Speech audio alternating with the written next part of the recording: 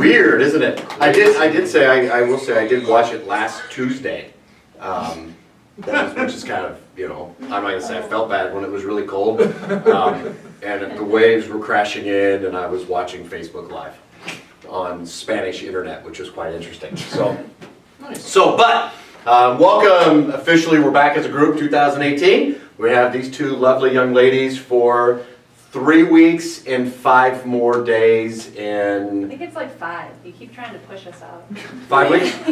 Okay, 5. Maybe it's 4 weeks, 5 more days, and 5.5 hours. All right. It's not that we're keeping track or anything like that. So, but today's reading, I kind of did that. Today's reading is, oh, can I have yours? So we got the front cover. Is from probably, I feel right now, one of the best chiropractic books out there. I mean, do we all agree? Yes. Presently written. There's some older ones that are green that are quite exceptional.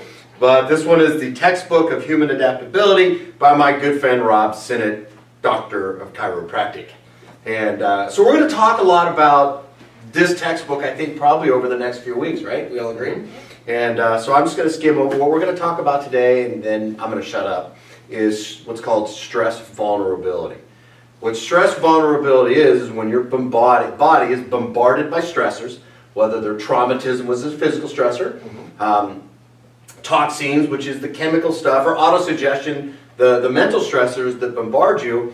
When it can no longer handle those, you become into what's called a state of stress vulnerability, which means you become very vulnerable to life's happenings, and the body doesn't adapt. So not only are you not thriving, you're not striving to further excel your body's ability to function in the environment. Most people, I think, tell me if I'm right or wrong, live in a state of stress vulnerability. Am I correct? Absolutely. And what happens is when you reach that point of what's called stress vulnerability, you live in a state of stress vulnerability, the allopathic model is to do what? Add drugs. Add more drugs, which creates a greater distress of the body. Or do a surgery that'll remove the organ that's not functioning. There you go. Yeah. Which creates more stress. Or do nothing. Or do nothing, which creates more stress, vulnerability, which further then diminishes the body's ability not to strive, but even further thrive. And then what happens is the adaptability becomes worse. You become more vulnerable to lack of tone, harmony, disease, which creates more incapable function of the human body. What chiropractors do is we enhance the body, which that's next week's conversation. So I'm going to zip it and let us go around the corner and around the group here and talk about stress vulnerability. But we're going to start off with little B over there first, because I thought hers was really good about stress vulnerability and what Dr. Sinnott posted last week. Okay, yes, Dr. Sinnott last week posted on Facebook that when a mom is pregnant, the embryo is creating up to 250,000 brain cells per second. In those 200, there's like, what is it, 20, does anyone else remember? It's like 20, each brain cell can have like 20,000 different connections. A lot, we'll say a lot of connections. A lot of connections. And so if it's important for mom to be seen under chiropractic care, because if her body's not adapting to those stressors in life, that means baby's body might not be adapting. I think somewhere in this textbook, which we'll get to, it actually talks about that, doesn't it? About how if the mom is pregnant and the mom's in a state of stress vulnerability, how it actually rolls over into that developing child. And it was interesting. I don't know if you guys have got to that point yet, but reading that, I was like, the research out there that supports stress vulnerability and how chiropractic helps that is exponential. Like I was telling the two ladies this morning, I mean, do we agree that this should be mandatory reading? Absolutely. So to help it, we're going to make this mandatory reading by you listening to us out there in chiropractic. Yep. And just so you know, we do have this book on our shelves here in the office for those if you want to borrow it. I highly recommend you do. So. Okay. Going off that, I was saying I just finished chapter 5, and it talks a lot about how when mom's stressed, the baby doesn't develop right, and it actually goes into their adult life and affects them. So it's just crazy. Any mother out there wouldn't want their body functioning properly. They should be under chiropractic care to make sure that it's doing that. Another thing I thought was cool, it mentions the most important thing any human, plant, organism can do to survive is their ability to adapt. And that's what we do as a profession, is allow the body to do that. Well, and I think what's interesting, I don't think there's any other profession out there that helps the body adapt. Now, what's really sad, to take even that, just the chiropractic profession, I don't think that the majority of chiropractors even know what adaptation is. I mean, who wants to be bold and pick what percentage of chiropractors you're supposed to talk about adaptation? Less than 1%? Probably. In that, yes. In the full context of what it's meant Yeah. and designed to be, yeah, less than 1%. And to take this, because Dr. Sinnott, and I have to give Dr. Rob all the credit here, because it's his deal, but we're going to do it, is we're really going to jump into, in 2018 and beyond, until however long I decide to practice and I leave it to the hands of the youngins here, and they're going to continue it, is the adaptability focused paradigm. That's where we're headed. Because the research out there that has been done, that is being done, that shows how chiropractic enhances the body's ability to adapt and how we live in a state of stress vulnerability, we're hooking our tail to that big ship, and that's all Dr. Rob's work. And So- we're running with it. Now, you're last because you're the chart guy. No, I got something just to add on to Okay, that that's okay. really cool, that you'll like, because our Huskers now may be moving in the right direction. He said our. But the new strength and conditioning coach, what he uses is heart rate variability No way. each day with the players to see That if is their so body has cool. adapted to and fully recovered from the previous workout.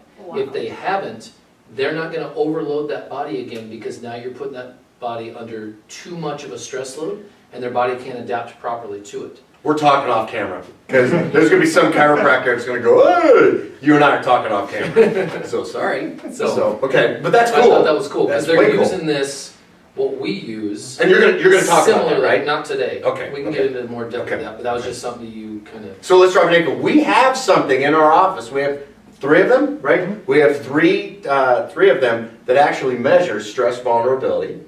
And the other stress thing we're not going to get into, and adaptability, which we'll get into next week, and the adaptability focused paradigm. We have that technology. And so, you want to go next? Sure. Okay. I'm going to pimp Dr. Sinnott, not just for the book, but in September we are all going to his Adaptability Symposium, which is the last week of September in Chicago. It's a 2-day event, and we went a couple years ago and 4 years ago, and it is incredible the amount of research and speakers that he brings in to share with us, and highly recommend you guys go. I got my ticket, I'm sure they do too, and join us, because it's pretty powerful. You have anything? Go, because we got to get the chart guy here. So how much would you guys pay to have your body absorb the most nutrition that it can? Probably a Well, lot. you more than me, because I've seen you eat. Of course. Now, how much would you pay recover the best of your exercise? Make sure your body's not breaking down more than it should. That's going to be the strongest it can. There's no dollar amount. Yeah. Now, what about your immune system? There's What no- about all these different things in regards to our health or aspect? If we could put that in a pill, you think they would sell the hell out of that? Yeah, but don't give them ideas, because they're going to try. They're going to try, but so far hasn't been as successful. No. But what we do here, we help the body adapt to stress as best it can, so it's able to do all those different things. To keep them out of stress vulnerability. Because that's the big topic I think we really got to hit, is the majority of people live in a state of stress vulnerability. That's how they function. And so we need to make that really a key word. We were talking about scans earlier today. We were looking at scans about a half an hour before we started here. How many people live in that state of stress vulnerability? And they struggle to get out of it by adding external things, whether it's stretching, even proper nutrition. Well, how do we know that nutrition is right for the body? What regulates stress vulnerability? The nervous system.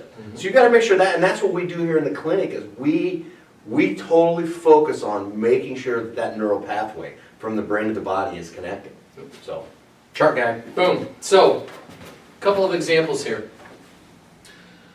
To help you guys understand this, just kind of a big picture of stress vulnerability, picture yourself or your health and how well your body is functioning as a bucket. And that bucket is a certain size, there's a certain amount of ounces of water that can go into that bucket. The water going into that bucket is stress. So that stress can be a number of different things within your life, whether, like we talked about, autosuggestion, traumatisms, toxins, all those different things that can affect the way your body functions from the outside or overload the body. Then you've got your nerve system on the inside that's controlling and coordinating everything to adapt you to that environment. So that bucket, there's two things we can do. We can look to minimize these stresses going into the bucket so it doesn't overflow. Once it starts to overflow, that's when typically the body's going to produce symptoms and tell you that something's going on, that the body can't handle it anymore. And then you can also increase the size of the bucket. So we can do both, but the thing that we do in the office is help to increase the size of your bucket so you can adapt to those stresses you currently have, whether you can get rid of them or not, so your body can overcome those, function better, and deal with those the best it can and grow stronger and healthier rather than breaking down. That's pretty good. That's way good. So, anything to add before we wind it down? Awesome. All right, next week we're going to be talking about stress. Anybody? Resiliency. So we're going to go from where we talked about where most people live in a state of stress vulnerability. We're going to now start talking about stress resiliency and what it means and things you can do, and then lead you to the adaptability focused paradigm. And then what you ladies are talking about, we're going to then lead into moms and how the impact of stress vulnerability not only impacts the moms, but that developing child. And then some amazing other research out there. So the next few weeks, hold on, because it's going to be a learning time. So everybody, Cool. We're out of here. We'll see you next week. Ciao.